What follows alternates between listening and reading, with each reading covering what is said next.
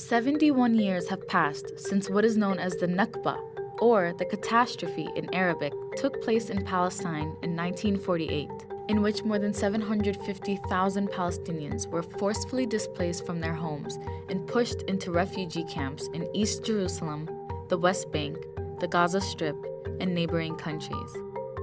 But Palestinians say the Nakba didn't end in 1948. It continues to affect more than 12 million Palestinians who remain stateless today. Historical Palestine was mostly made up of Palestinian Muslims, Christians, and a small number of Jews who generally lived together peacefully. The persecution of Jews across Europe led them to believe that they were not safe there, and Zionists saw Palestine as a prime location for a Jewish homeland. And it was clear that there were Palestinians on the land. Zionist leaders and common people alike got used to the idea that the only way of making Palestine a Jewish state is by causing the Palestinians to leave.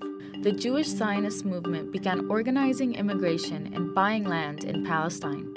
This was the first step in turning Palestine into a Jewish homeland.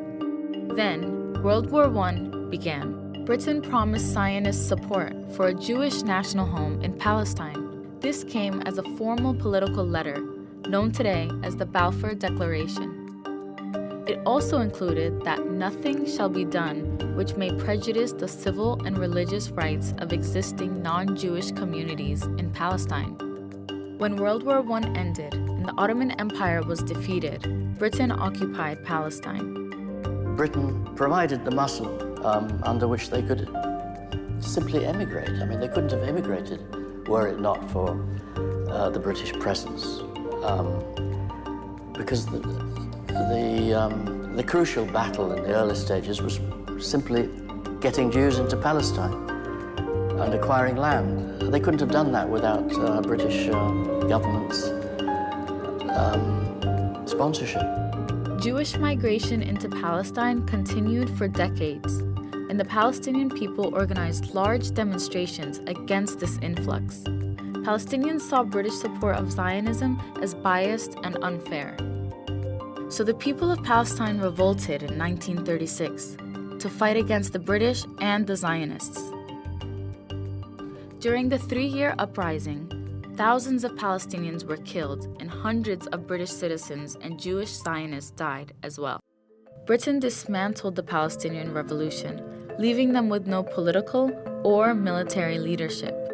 However, the British also began limiting Jewish migration. This upset the Jews who had fought with the British during the uprising and led them to create their own forces. Zionist militias carried out bombing attacks against both the British and the Palestinians. As things got out of hand, the British announced in 1947 that they'd be ending their mandate on Palestine. The file on Palestine was then transferred to the UN, which suggested dividing Palestine into an Arab and Jewish state.